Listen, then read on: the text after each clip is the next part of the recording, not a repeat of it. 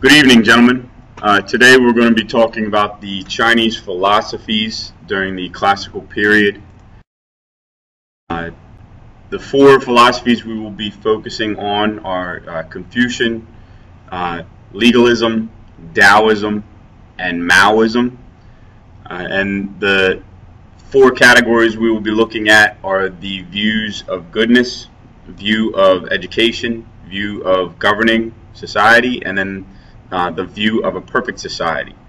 So please keep note. At any point in time you can pause this and jot some notes down or rewind it, but please know these four categories for these four philosophies.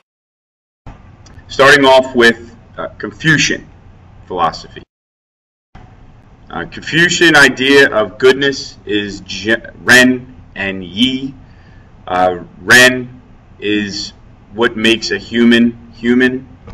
It's compassion, the feeling of humanity towards others. And then Yi is the moral disposition to do good. So you're constantly looking to do good, others out. His student Menicus followed Confucian thought. He said that human nature is originally good.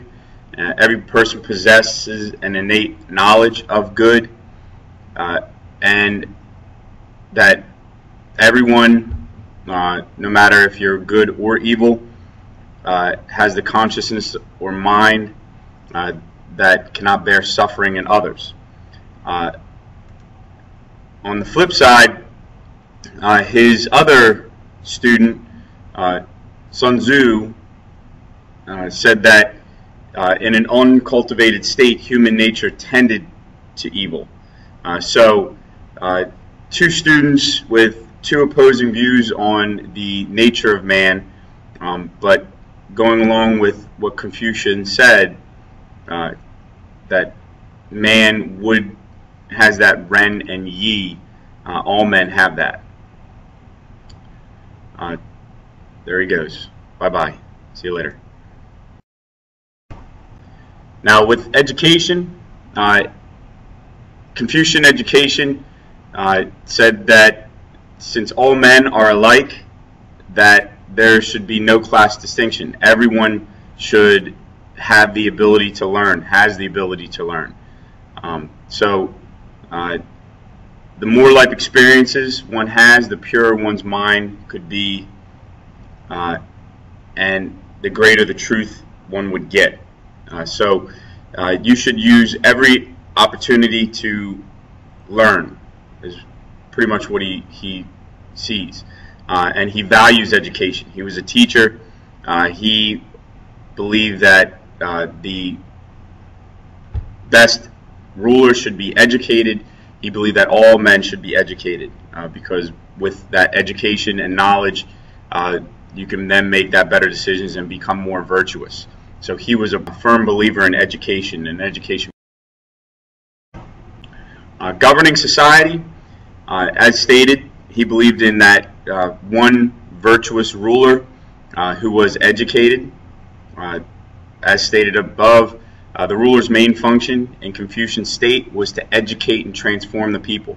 So he should be a philosopher king. He should be a guy that is not only ruling, but he's teaching. And he leads by example. Personal rule, moral example, and then mediation. Constantly figuring out and settling disputes among his people. And not only the king, but also his advisors.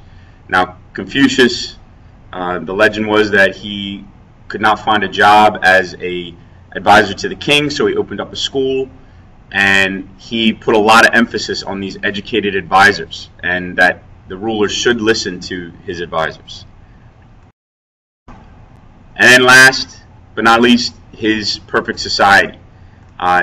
Confucius believed in a well-balanced society, and he believed that through the five relationships were father to son, elder brother to younger brother, husband to wife, ruler to subject, and then finally friend to friend. In 4 of these 5 relationships, there is always a dominant, and that is the older male. The only one that is equal is friend to friend.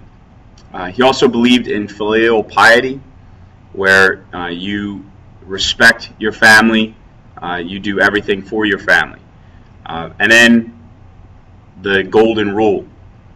He states, do not do to others that you would not want done to yourself, which we hear a lot in many different forms from many different philosophers. But he believed that if you treat others well and treat them as you would be expected, everything would run. Now, flipping sides, we're moving to Fei Zi and legalism. Now, Fei Zi had a different idea of goodness. He said that goodness did not exist. Pretty much, no one's good, and you need government to step in. Good, bad are defined by whatever the self-interest of the ruler demands. So it's up to the ruler in everything. A system of harsh punishment and rewards regulated the laws and enforced without exceptions should be guaranteed good behavior within the state. So he believed in that punishment reward idea. You punish what you feel is the bad behavior, and you reward what you see is good deeds. Goodness is not natural. He said that all men are evil, they're born evil, and that the greatest virtue in a ruler is strength, not goodness. So, yeah. His education system was also obsolete. He believed that education was worthless. You shouldn't be educated. He said there were only 2 occupations that one should go into for the welfare of the state, and that is a farmer and a soldier. Governing society, this is a quote from Fei Zi, but just wanted to point out the 4 ideas. He said that no matter what a ruler does, he's going to be judged on it. So he could be judged as harsh, stern, greedy, or violent. But the 4 types of measures that would all serve to guarantee order and peace. The people may not like them. Oh well, it's all about the ruler. He doesn't care about the people and what the people think. And in his perfect society, it was a strong ruler who ruled with that punishment reward idea. So the root of disorder in a society are 1, too many people and little food. So he worried about that overpopulation. Selfishness within all men, and then intellectual anarchy. So you kind of see where we're going here. When we get to the chin, you'll figure out how this was then applied. And then, as stated, he had 2 classes. You had the industrious and then the incompetent. You praise the industrious, the useful, the farmers, the soldiers, and you eliminate the incompetent. And as you can see, he wasn't a big fan of the arts. So don't go there if you want to express yourself. And there they go. Little farmer, and here comes a little soldier, marching on in. So those would make up his perfect society with a ruler above.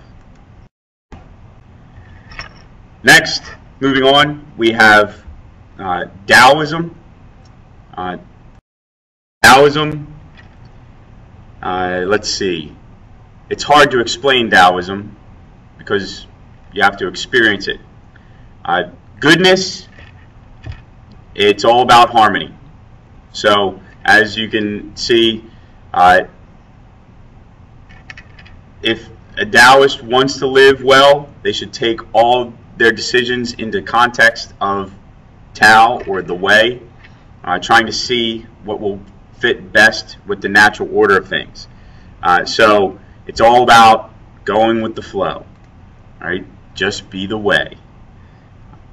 Daoism and their philosopher, especially Lao Tzu, he preached a lot about just going with the flow, the way, and promoting water. He said water conforms, yet it can be very powerful, and that's really how they their life. With education, it's all about experiences. It should be effortless. You should just learn things as you go. It should occur naturally. Again, just be the way. With governing,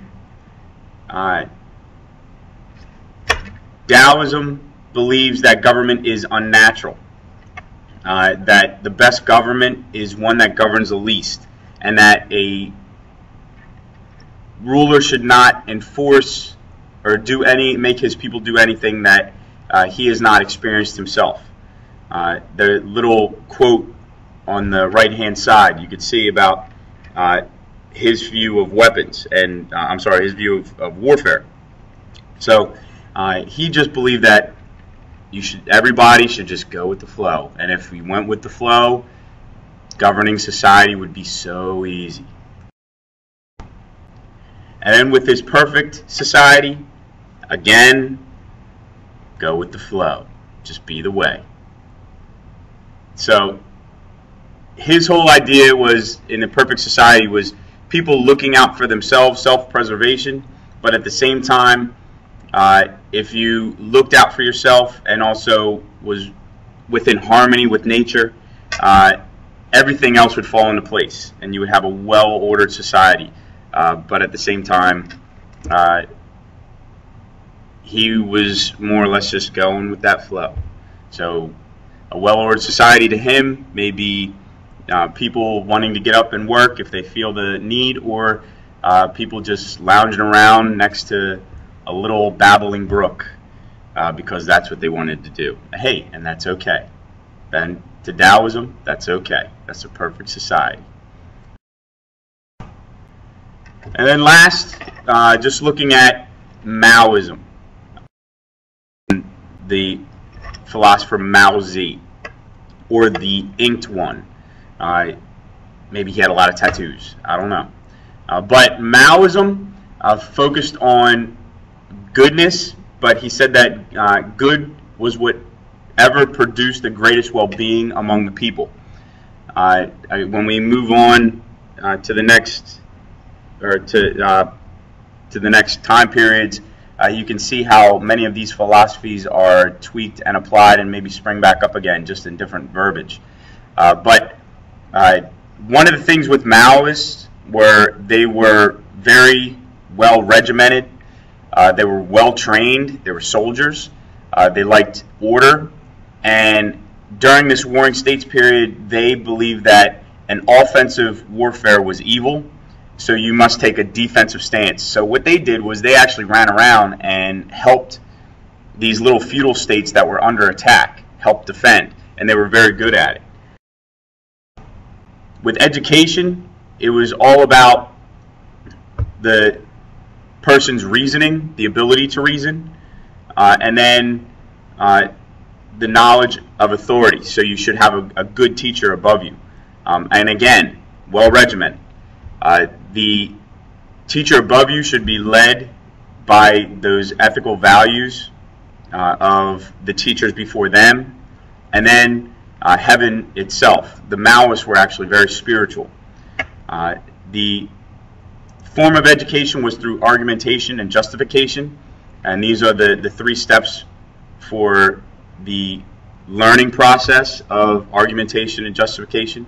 So it was really that reasoning idea. And just think about where else we see this idea of reasoning. And then with his society, there was all about people looking out for themselves, but very regimented, very orderly, but looking then to the Son of Heaven, as they called the ruler. They also believed in what's called universal love. Now, this is not romantic love. This is actually compassion for others. So they looked to others as equals and looked to help others. And then last but not least, with the governing, it was under that one virtuous ruler who was labeled that Son of Heaven. And he called them the Son of Heaven because he was selected. They believed that he was selected by heaven. And now you could think about what we talked about with the Chinese idea of the mandate of heaven, where this may come into effect. So Maoists were the firm believers in that. Now, Maoism was one of the least practiced and actually pretty much disappeared out of the four. But their message you can see in many other messages throughout world history. And we'll point those out. So just to recap, when you talk about Confucian, you're looking for that search for true knowledge and listening to that educated, virtuous ruler. Get as educated as you possibly can.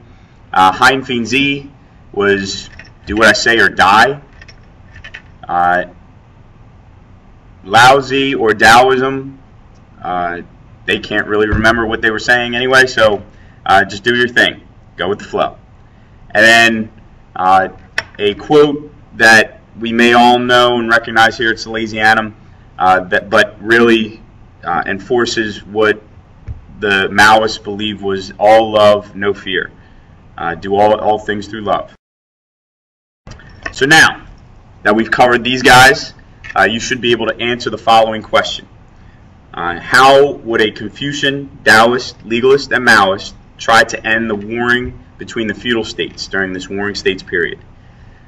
Talk to you tomorrow. Have a great day.